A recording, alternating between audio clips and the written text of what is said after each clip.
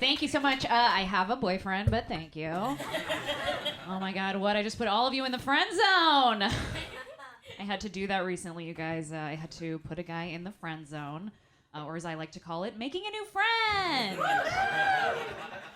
Because as we all know, as a woman, becoming a man's friend is, ladies, say it with me, the worst thing you can do to him. You didn't say it with me. What happened? Yeah, no, there's these friend zone guys who like complain about it online, and like, I just want to ask them, like, don't you know couples who were friends first before they started dating? I feel like that's very common. Like, honestly, you don't even have to have your own friends to know that. You could just have seen the show Friends. 2/3 of that group of people ended up together, you guys. Think about it. Yeah, but these friend zone dudes are like, oh man, the friend zone sucks. These chicks, man, they want to like talk to me and like hang out with me, but then they won't fuck me.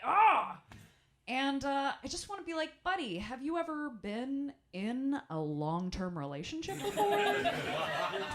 Because I'm gonna say generously 5% of that is fucking, and the other 95%, your ass is still in the friend zone. So you might just want to get used to talking to women. It's just an idea I had. I actually am dating someone right now, you guys. Yes, it's you can clap for my happiness. That's fine. It's going good. It's going really good. The only thing that's been a little bit weird about it is that before we started going out, I was single for a really long time. So the only man that was really sharing my bed during that time was a giant stuffed panda bear that I have had for a while. So then when my boyfriend started to sleep over, there like wasn't room for the three of us. So my bear got kicked off the bed. He got relegated to the corner of the room, which usually is fine, except for now when we have sex, because it definitely feels like there's this weird like furry cuckold thing happening. Like I'm gonna look up in the corner one night and my bear's just gonna be over there like crying and masturbating. So that's not cool. I don't like that. Sometimes people, when they find out that I am dating a man, they get a little surprised because people have told me when they first meet me that sometimes they think that I am gay. And I totally get why they might think that. I am very cool. It's an honest mistake. I get it. I don't get offended at all when people think that about me. I'm just like, oh my God, you think I have enough sense to not date men? Thank you. Sadly, you are mistaken, but thank you. I've been in New York for a while, you guys. I've actually been here for 11 years. You can tell just the dead eyes. No light left in them, yeah. And I love New York a lot, but there's definitely like bullshit you have to put up with living here. I think especially as a woman, you have to put up with catcalling. That's one of the things you have to deal with. And I got this weird cat call the other day that I like didn't know exactly how to feel about. I was walking down the street and this guy did the like elevator up and down. And then as he walked past me, he just said under his breath, "Too skinny." And in my head, I was just like, dude, fuck you. But also, oh my God, thank you for noticing. Being a woman is confusing. It's tricky. There's also something you have to put up with living in New York, something called man-spreading. I don't know if you guys are familiar. It's when guys on the train are like, hey, check out my balls. It's very cute. And I don't know if you guys heard about this, but like recently the NYPD was like, we're going to start cracking down on man-spreading. We're going to start arresting people. And then, of course, like pretty soon after that, it came out that they were like only arresting Black and Latino people, which I wish that I had been surprised about. But I thought that everybody knew that when a white guy does it, it's not called man-spreading. It's called manifest destiny. And it's been happening for a while. You might want to crack a history book. I am a pot smoker, you guys. I smoke a lot of weed. Yeah. Oh no, don't worry. I have to tell you if I'm a cop. It's fine. You can clap. It's fine. I know what we do. And I like weed a lot. The only problem with weed for me is it does seem to kind of fuck up my motivation. But at the same time, seems to have pretty much no effect on my ambition. And it turns out not a great look to be someone who is super ambitious and also super lazy. So I was thinking about it. I was like, well, they just need to like come up with one of these new strains of weed that also gets rid of your ambitions. And then I was like, ooh, wait, pretty sure that's a thing, and it's called heroin.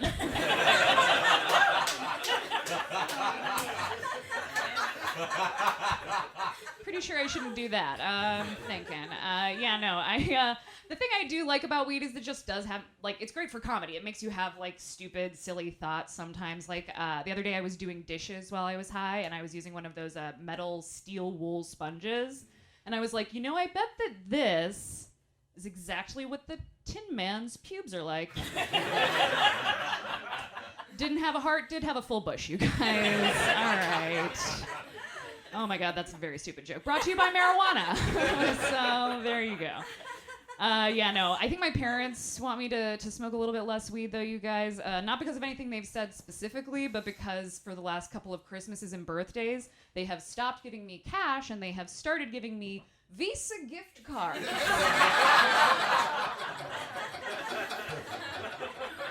Yes, that's right, Visa gift cards, official gift cards of disappointed parents everywhere. Yes. I like weed, though, you guys, but I smoke a lot of weed, and I'm still a very stressed out, anxious person, and I feel like there's a lot of, stereotypes out there about how, if you smoke a lot of weed, you're supposed to just be this, chill, happy hippie or whatever, and I just want everyone to know I am living proof that you can smoke weed every day and still be uptight and severe, okay? We contain multitudes, all right? I am a feminist person, you guys.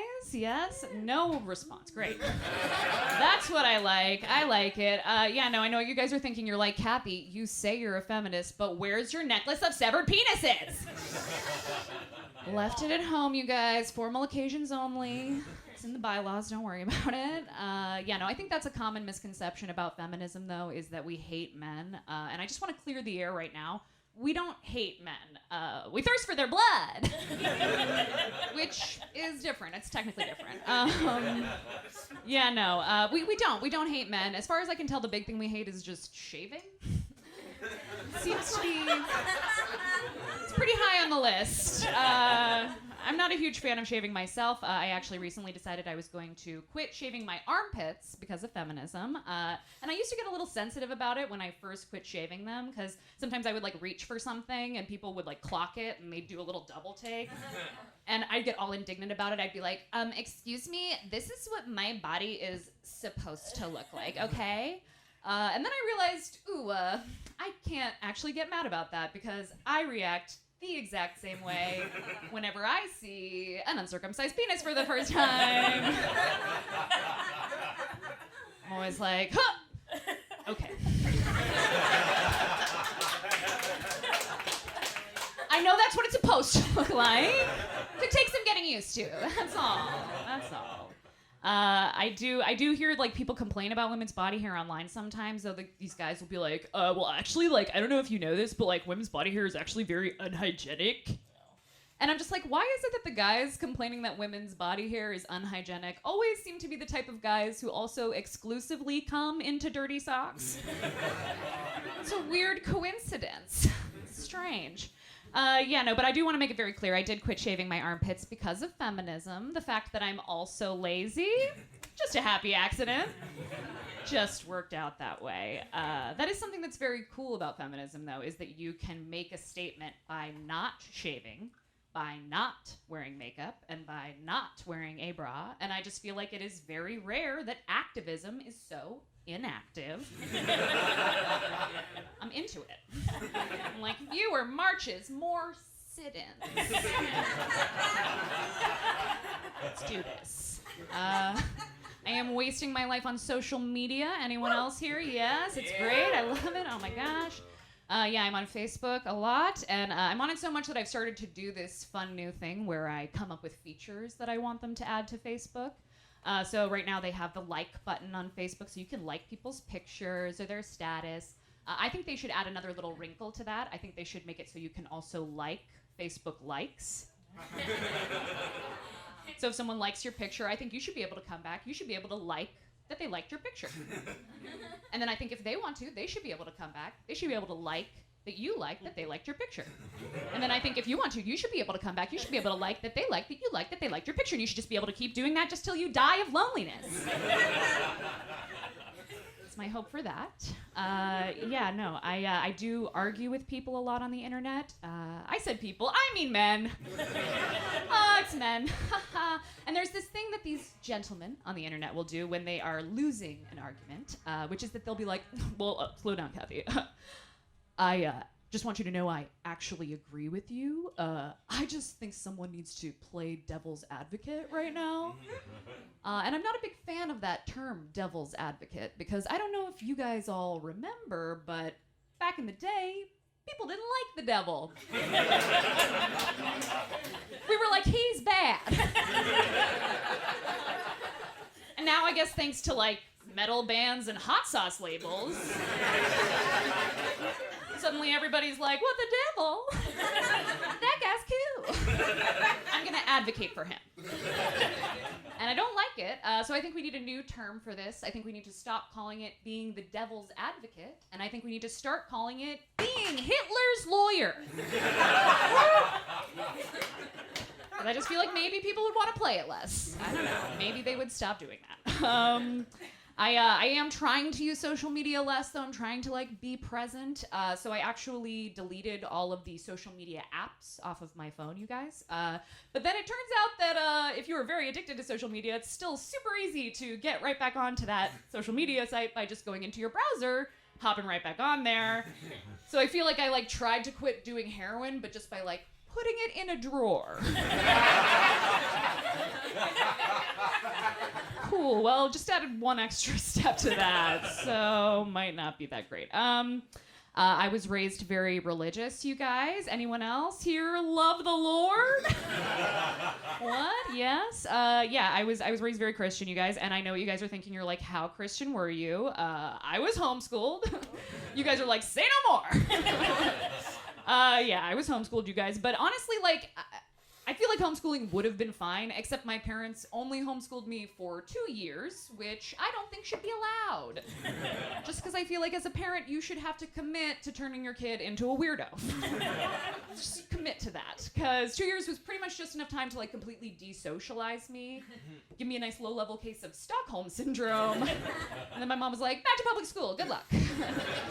And it was rough because I missed 2nd and 3rd grade, which, as it turns out, were the 2 years when everybody made their first best friend.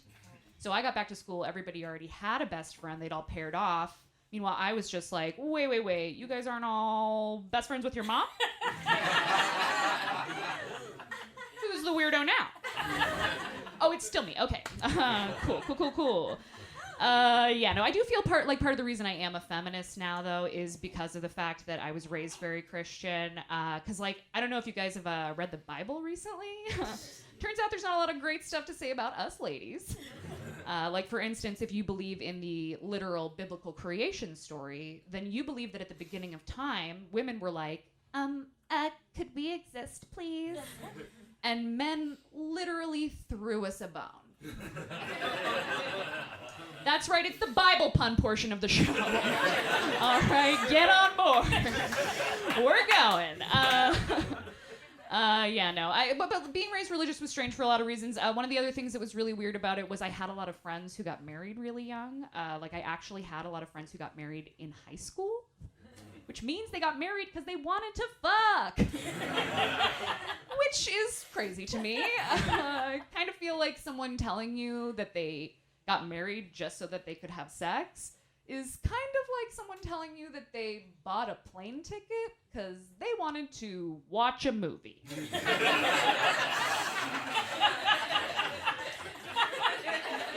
It's like, yeah, we all like movies, but now you're in Fort Lauderdale forever.